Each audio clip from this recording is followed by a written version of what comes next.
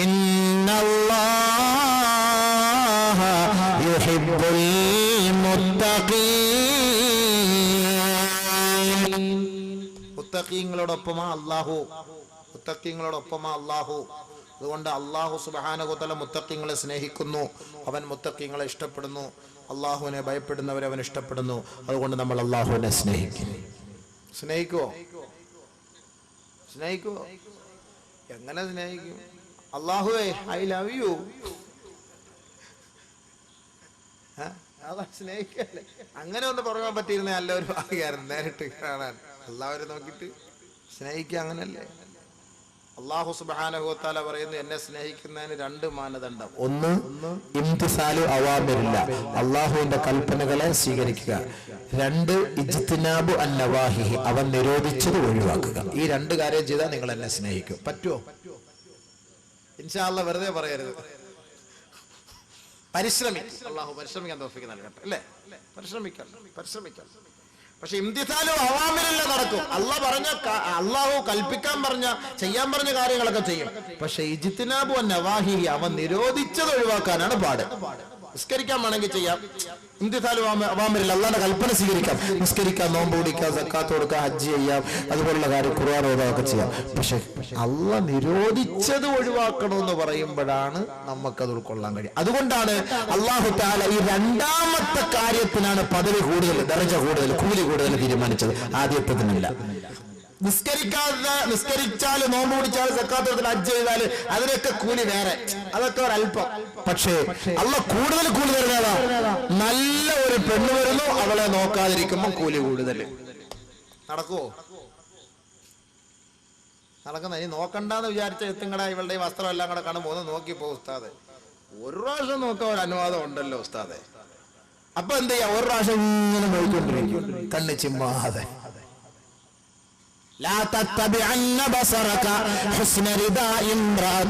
അള്ളാന്റെ റസൂല് പഠിപ്പിച്ചു, ഒരു പെണ്ണിന്റെ അങ്കലാവണ്യത്തിലേക്കും അവരുടെ മസാക്കലിയിലേക്കും നീ നോക്കരുതേ.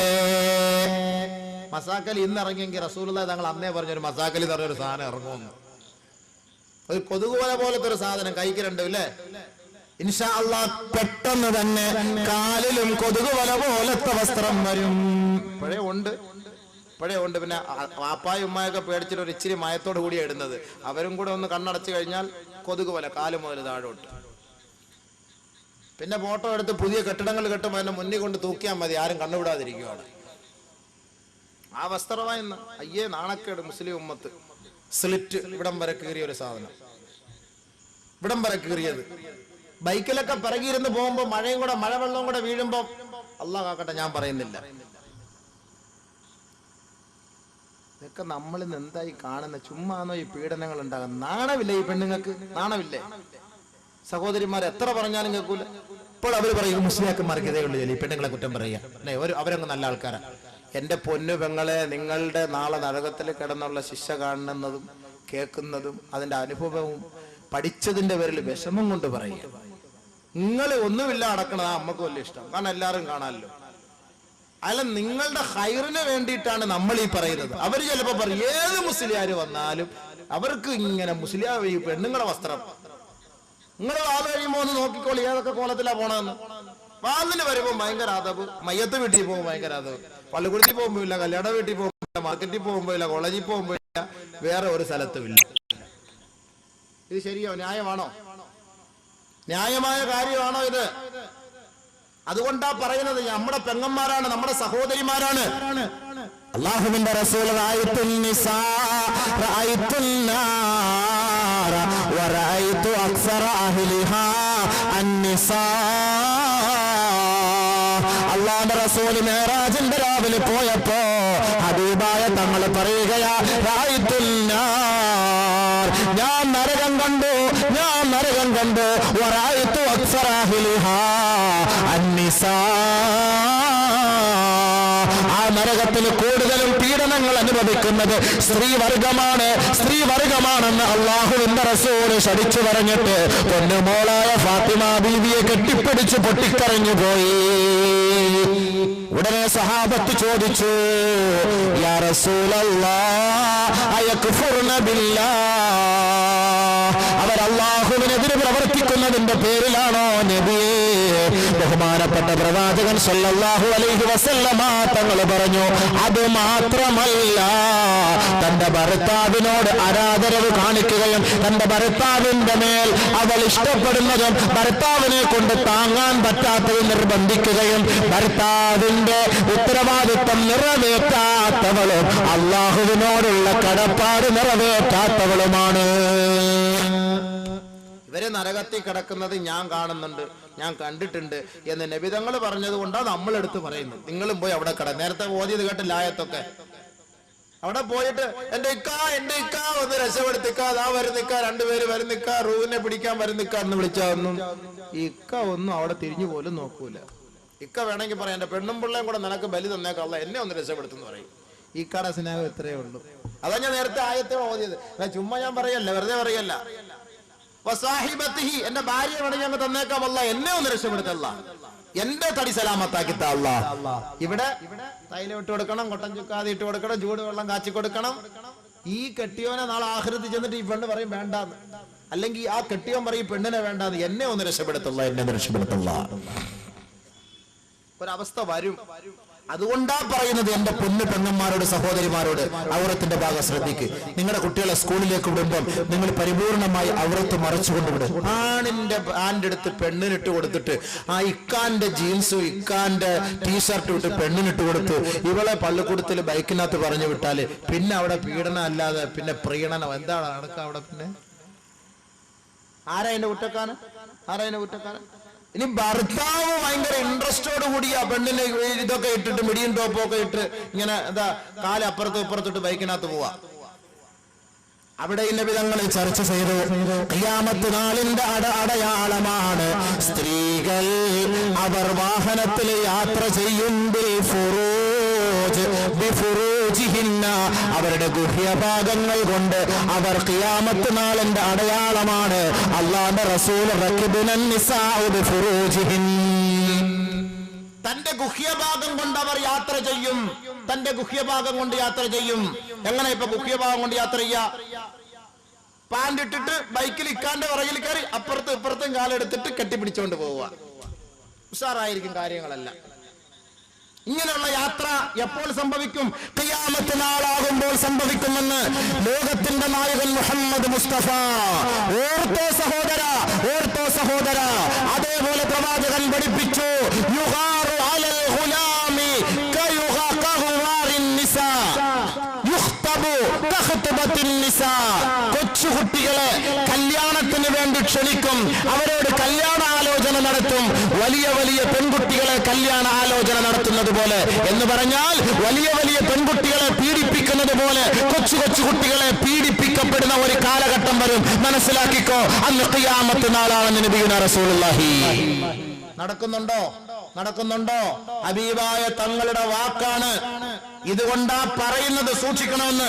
നമ്മുടെ കുഞ്ഞുമക്കൾക്ക് അടിവസ്ത്രം മാത്രം വിട്ടുകൊടുത്ത് ജംഗ്ഷനിലേക്കും സ്കൂളുകളിലേക്കും കോളേജുകളിലേക്കും അയക്കുമ്പോ 10 വയസ്സുകാരന് അടങ്ങിയിരിക്കാൻ തോന്നൂല, 8 വയസ്സുകാരന് അടങ്ങിയിരിക്കാൻ തോന്നൂല. കാരണം എന്താ? ഇവൻ 24 മണിക്കൂറും കണ്ടുകൊണ്ടിരിക്കുന്നത് അശ്ലീലങ്ങളാണ്. പിന്നെ എങ്ങനെയാണ് ഇവന് മനസ്സിലായി? ഇവന്റെ മനസ്സിനകത്ത് ഇവനിതെല്ലാം തികട്ടി വരുമ്പോ എങ്ങനെയാണ് ഈ കൊച്ചുകുഞ്ഞിനോട് ഇവന് സ്നേഹവും അനുകമ്പയും ഉണ്ടാവുക? അതല്ലേ നെടുങ്കണ്ടത്ത് കണ്ടത്? 4 വയസ്സുകാരിയായ പൊന്നുമോളെ 10 വയസ്സുകാരൻ പീഡിപ്പിച്ചു കൊന്നത്.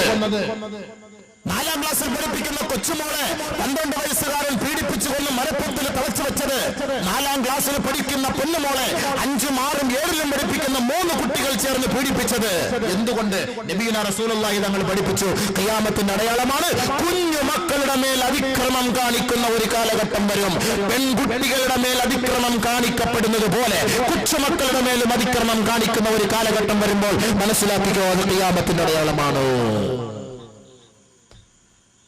ഒരു ഭാഗം പോലും ടച്ച് ചെയ്യാതെ അള്ളാന്റെ റസൂല് പോയിട്ടില്ല. എന്റെ പൊന്നെ, ഇതിനാണ് പറയുന്നത്, എന്റെ പൊന്നു പെങ്ങളെ നിങ്ങളൊന്ന് നന്നാവെന്ന് പറയുന്നതിന്റെ കാരണം ഇതാ. അല്ല, നിങ്ങൾ ഒരുമാതിരി അമേരിക്കക്കാരിയുടെ വസ്ത്രം ഇട്ടുകൊണ്ട് പോയാ ഈ മുറുക്കാൻ കട ഇരിക്കുന്ന ഒരു ചങ്ങാതിക്ക് പോലും അടങ്ങിയിരിക്കാൻ തോന്നൂല. ഇനി ഉസ്താദായാലും ഞങ്ങളായാലും ആരായാലും ശരി, നമ്മൾ മനുഷ്യന്മാരല്ലേ. പിന്നെ അല്ലാതെ നമ്മളെ മലക്കുകയല്ല. ഉസ്താദിനെ കാണുമ്പോ നമ്മളൊന്ന് ഇച്ചിരി ഒന്ന് കണ്ടാ ഇച്ചിരി പ്രശ്നമായി പോകും. നമ്മളെ കാണുമ്പോ ഭയങ്കര അതതാ. ബാക്കി നാട്ടുകാരുടെ മുന്നിലൊക്കെ ഇങ്ങനെ എളിഞ്ഞിരിക്കും. ഉസ്താദിനെ കാണുന്നു. അതെന്തിനർത്ഥം? നമ്മളെ സ്വർഗത്തെ വിടാനാണ് ഇവർ ഈ പണി ചെയ്യുന്നത്. അത് നമ്മുടെ മേലുള്ള കാരണമാണ്. നമ്മൾ ഇത്തിരി ആഗ്രഹമുണ്ട്, നോക്കട്ടെ അളിയ നോക്ക വരക്ക സംഭവം കണ്ടോ നോക്കാൻ വേണ്ടിയിരിക്കും. അവള് വലിയ അതോട് കൂടി പിന്നെ നമുക്ക് നോക്കാൻ തോന്നൂല. കാരണം എന്താ? അവളുടെ ആഗ്രഹം ഉസ്താദെങ്കിലും സ്വർഗത്തിൽ പോട്ടെ എന്ന്. സാധാരണക്കാരന്റെ മുന്നിൽ പോയി ഞെളിഞ്ഞ് നിൽക്കുമ്പോ അവൻ നോക്കി നല്ല രസിക്കും, ക്യാമറ എടുത്തോളും. കാരണം എന്താ? നമുക്ക് ഒരുമിച്ച് നരകത്തിലേക്ക് പോകാം. അതാ സംഭവിക്കുന്നു അല്ലേ? അല്ലാഹു തആല കാര്യം മനസ്സിലാക്കാൻ തൗഫീഖ് നൽകട്ടെ. നരകത്തിൽ കൂടുതൽ സ്ത്രീകളെയാണ് അല്ലാഹുവിന്റെ റസൂൽ കണ്ടത്. അതുകൊണ്ട് സൂക്ഷിക്കുക. നോമ്പ് പിടിച്ച് തഖ്വയുള്ളവരായി മാറിയാൽ അല്ലാഹു നമുക്ക് അവസാനമായി പറയുന്ന രണ്ട് കാര്യം ഒരുപാടുണ്ട്, പറയാൻ സമയമില്ല. അന്ത്യസമയം നന്നാക്കി തരും. മരിക്കാറാവുമ്പോൾ നല്ല സമയം തരും. മരിക്കാറാവുമ്പോൾ നല്ല സമയം, നല്ല തഖ്വയോടുകൂടി അവരെ അല്ലാഹു റൂഹ് എടുക്കും. അറിയില്ല, നല്ല അവസ്ഥ. നെറ്റിത്തടം വിയർക്കുന്നതേറ്റം മെച്ചമാ, കണ്ണിന്റെ വെള്ളമൊലിക്കലും ഖൈറുള്ളതാ, മൂക്കിന്റെ ദ്വാരം വീർത്തു കണ്ടാലും അത് ശുഭലക്ഷണത്തിൽ തന്നെയാണെന്നുള്ളത്. സ്വർഗത്തിലെ ഹൂർലിങ്ങളെയൊക്കെ ഇങ്ങനെ കാണുമ്പോൾ നെറ്റിയൊക്കെ അങ്ങോട്ട് വേർത്ത് കണ്ണിൽ നീറനണിയും വെള്ളം. സ്വർഗത്തിന്റെ അവസ്ഥകൾ കാണുമ്പോൾ ഇന്നല്ലദീന ഖാലൂ റബ്ബുനല്ലാഹ് സുമ്മ ഇസ്തഖാമൂ തതനസ്സലു അലൈഹിമുൽ മലായിക അല്ലാ തഖാഫൂ വലാ തഹ്സനൂ. ദുഃഖിക്കല്ലേ, പ്രയാസപ്പെടല്ലേ. വഅബ്ശിറൂ ബിൽ ജന്ന, സ്വർഗത്തെ കൊണ്ടുള്ള സന്തോഷ വാർത്ത നിങ്ങൾക്കറിയിച്ച് അല്ലാഹു അറിയിച്ചു തന്നിരിക്കുകയാ. നിങ്ങളെ സ്വർഗത്തിലാണ്. അതുകൊണ്ട് നല്ല നിലയിൽ മരണപ്പെടുക, നല്ല നിലയിൽ വഫാത്താവുക. സ്വർഗത്തിന്റെ അവസ്ഥയൊക്കെ കൊണ്ട് കാണിക്കുമ്പോൾ ഇതെല്ലാം കാണുമ്പോൾ നെറ്റിയൊക്കെ ഇങ്ങോട്ട് വേർത്ത് കണ്ണിലൊക്കെ ഇങ്ങനെ വെള്ളം ഒലിക്കും സ്വർഗത്തിലേക്ക് പോവാൻ. നെറ്റിത്തടം വിയർക്കുന്നതേറ്റം മെച്ചമാ, കണ്ണിന്റെ വെള്ളമൊലിക്കലും ഖൈറുള്ളതാ, മൂക്കിന്റെ ദ്വാരം വീർത്തു കണ്ടാലും അത് ശുഭലക്ഷണത്തിൽ തന്നെയാണ്. അല്ലാഹു നല്ല ആ കൂട്ടത്തെ ഉൾപ്പെടുത്തുമാറാകട്ടെ. ഇത് മുത്തഖീങ്ങളുടെ അടയാളമാണ്. വൽആഖിബത്തു ലിൽ മുത്തഖീൻ, ഇത് മുത്തഖീങ്ങളുടെ അടയാളമാണ്. മറ്റുള്ളവരോ ഇത്രയും കേട്ടിട്ടും വീണ്ടും ശങ്കരൻ തെങ്ങേ തന്നെ, ഒരു മാറ്റവും എങ്കിലോ അറുത്തിട്ട ഒട്ടകം പോലെയാ വിളിക്കുന്നതും, കവിൾവായിൽ നിന്ന് പതയിറങ്ങി വരുന്നതും. ആ മലക്കുൽ മൗത്തിന്റെ രൂപമൊക്കെ ഇങ്ങനെ കാണുമ്പോൾ, ആ രൂപമൊക്കെ ഒരുപാടുണ്ട്, അതിനെക്കുറിച്ചൊന്നും പറയാൻ സമയമില്ല. ആ രൂപമൊക്കെ പറയണം, എന്നാലേ നമുക്ക് അതിന്റെ കബറിനകത്ത് ചോദിക്കാൻ വരുന്നതും ആ റൂഹിനെ പിടിക്കാൻ വരുന്ന രംഗമൊക്കെ. فكيف إذا توفتهم الملائكة يضربون وجوههم وأدبارهم. നബിയേ, അല്ലാഹുവിനെ ധിക്കരിച്ച് ജീവിക്കുന്നവരെ അവരുടെ മുഖത്തും മുതുകത്തും അടിച്ച് വേദനിപ്പിച്ചുകൊണ്ട് അവരുടെ റൂഹിനെ വലിച്ചെടുക്കുന്ന ആ ഒരു രംഗം അങ്ങ് കണ്ടിരുന്നെങ്കിൽ എന്ന് അല്ലാഹു നബിയോട് ചോദിക്കുകയാ. അതൊന്ന് കണ്ടിരുന്നെങ്കിൽ ഞങ്ങളുടെ അവസ്ഥ എന്നതായിരിക്കും. അപ്പൊ അതൊരു വല്ലാത്തൊരവസ്ഥയാണ്. അല്ലാഹു നമ്മളെ അതിൽ നിന്ന് രക്ഷപ്പെടുത്തുമാറാകട്ടെ. അപ്പോഴാണ് നമ്മുടെ ശരീരമൊക്കെ അങ്ങ് കളറൊക്കെ അങ്ങ് മാറും. ഇവനപ്പോൾ വിളിച്ചു പറയും, ആരെങ്കിലും ഒന്ന് ഓടിത്തരാറുണ്ടോ, മന്ത്രിക്കാറുണ്ടോ? എന്റെ അവസ്ഥ വല്ലാത്ത ദുരവസ്ഥയാ. ആരറിയാം? അടുത്തിരിക്കുന്നവരെല്ലാം അറിയുന്നുണ്ടോ? അവര് മലക്കുൽ മൗത്തുമായിട്ടുള്ള ബന്ധമാണ്. അവൻ മനസ്സിലാക്കും, ഞാൻ ഇപ്പൊ മരിക്കും, ഇപ്പൊ ഞാൻ മരിക്കും. ചില ആളുകൾ വിളിച്ചു പറയല്ലോ, വെപ്രാളം കാണുമ്പോ, മോനെ എന്നെ ആശുപത്രി കൊണ്ടുവിടാ, ഞാൻ ഇപ്പൊ മരിക്കൂടാ മോനെ. അത് അള്ളാഹ് അറിയിച്ചു കൊടുക്കുക. അല്ലാഹു തആല പറയാണ്, ഇവൻ കരുതുന്നു ഞാൻ ഇപ്പൊ തന്നെ മരിക്കും. അത്രയ്ക്ക് വേദനയാ. അപ്പോഴാണ് അറുത്തിട്ട ഒട്ടകം പോലെയാ വിളിക്കുന്നതും, കവിൾവായിൽ നിന്ന് പതയിറങ്ങി വരും. അപ്പൊ അപ്പൊ ഈ ഒരു അവസ്ഥയിൽ നിന്നുള്ള രക്ഷപ്പെടുത്തണമെങ്കിൽ മുത്തഖീങ്ങളാവണം. വൽ ആഖിബത്തു ലിൽ മുത്തഖീൻ. എന്നിട്ട് അള്ളാഹ് പറയുന്നു, മുത്തഖീങ്ങൾക്ക് സ്വർഗം ഞാൻ കൊടുക്കും, മുത്തഖീങ്ങളെ നരകത്തിൽ നിന്ന് രക്ഷപ്പെടുത്തും. أعدت للمتقين مثل الجنة التي أعدت للمتقين. മുത്തഖീങ്ങൾക്ക് വേണ്ടി സ്വർഗം തയ്യാറാക്കിയിട്ടുണ്ട്. മുത്തഖീങ്ങൾക്ക് വേണ്ടി തയ്യാറാക്കപ്പെട്ട സ്വർഗത്തിന്റെ ഉപമയെ കുറിച്ച് അള്ളാഹ് പറയുന്നു, പറയാൻ സമയമില്ല. എന്നിട്ട് അള്ളാഹ് മറ്റൊരു വാക്കൂടെ പറയുന്നു, നരകത്തിൽ ഞാൻ അവരെ പ്രവേശിപ്പിക്കൂല. فاليوم ننجي الذين اتقوا ونذر الظالمين فيها جثيا. ഞാൻ അവരെ നരകത്തിൽ പ്രവേശിപ്പിക്കൂല. തഖ്വ ഉള്ളവരെ നരകത്തിൽ നിന്ന് ഞാൻ രക്ഷപ്പെടുത്തും, അതല്ലാത്തവരെ നരകത്തിലേക്ക് ഞാൻ വലിച്ചെറിയും. റമദാൻ മാസത്തിൽ നോമ്പ് പിടിക്കുന്നതിന്റെ ഗുണം മനസ്സിലായോ? ഇതിനാണ് റമദാനിലെ നോമ്പ്. തഖ്വ ഉണ്ടാക്കിയെടുത്ത് അള്ളാഹുവിലേക്ക് എത്തിപ്പെടുന്നതിന് വേണ്ടിയും സ്വർഗത്തിൽ എത്തിപ്പെടുന്നതിന് വേണ്ടിയും ഇതിനാണ് അള്ളാഹു നമുക്ക് നോമ്പ് നിർബന്ധമാക്കിയത്. ഹറാമുകൾ പരിപൂർണമായി ഒഴിവാക്കിക്കൊണ്ട് അള്ളാഹുവിനെ പരിപൂർണമായി സ്വീകരിച്ച് വിശ്വസിച്ച് തഖ്വയിൽ അധിഷ്ഠിതമായ ജീവിതം നയിക്കാൻ എന്നോട് നിങ്ങളോടും ഉപദേശിക്കുന്നതിനോടൊപ്പം അള്ളാഹു ജല്ല ശഅ്നുഹു അതിന് നമുക്ക് ഓരോരുത്തർക്കും തൗഫീഖ് നൽകി അനുഗ്രഹിക്കുമാറാകട്ടെ. വആഖിറു ദുആഇ അൽഹംദുലില്ലാഹി റബ്ബിൽ ആലമീൻ.